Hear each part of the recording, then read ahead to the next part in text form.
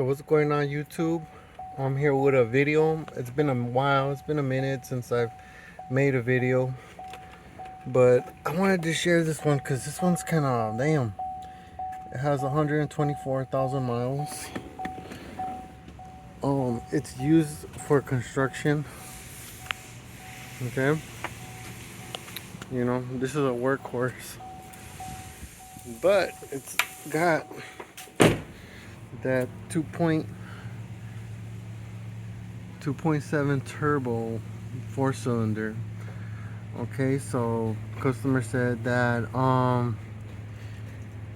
that the car just stopped working one day. You know, it's got oil, it's got, you know, they thought it might just be the starter, so they changed the starter.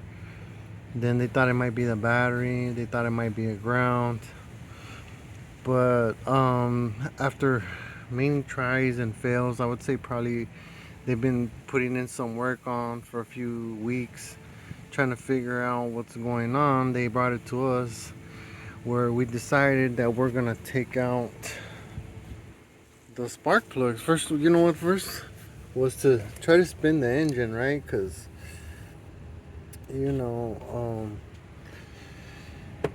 I mean, if you change the starter and everything else, and you got power, and you even put direct power to the starter and nothing happens, well, you know, you're probably in for a surprise. So cylinder 1 came out good, 2 came out good, but number 3 came out like this. So this seems like we're gonna have to dive into the engine, or actually we're thinking about maybe even putting a used engine. I was looking online, from the dealer, I think it's like $6,500, like the customer's price. Like if you were to go to the dealer and buy this, and then they want $3,000 for the core, so you have to take them the core right then and there, you know. But we're still working on it. I just, you know, if it's this car, right, and you think that the starter might be dead or the battery might be dead, you know, and you run the hell out of your car, I would say that before you go and invest in a starter and all that, go turn the crankshaft. Get a wrench, which I still got in here right now. You can see, what is this? It's a 24. Okay, 24 goes right up on the harmonic balancer right here. Let's see, let's zoom in right there.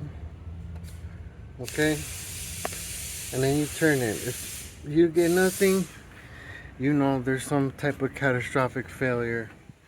You know, now sometimes when an engine seizes, you can probably unseize it, but this totally smacked.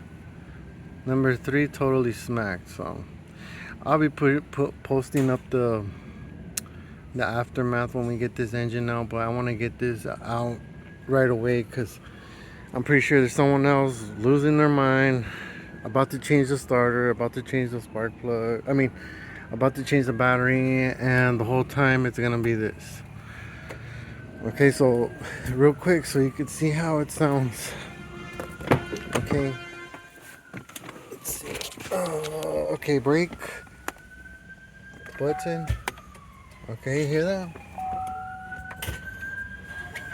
One more time.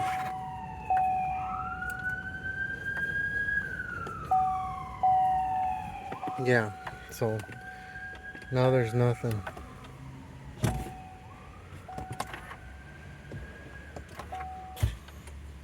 That's it. It won't even spin. I couldn't even turn it with the big ratchet. So yeah. So I'm not gonna waste your guys' time anymore. You know, just take that into consideration, that, you know, even though it might have low miles, whatever, if they run the shit out of this car, this is gonna happen probably. So I'll post I haven't seen no one post anything about tearing this engine apart or taking it out, so I'll probably be the first to post it. So wish me luck, and I'll see you on part 2.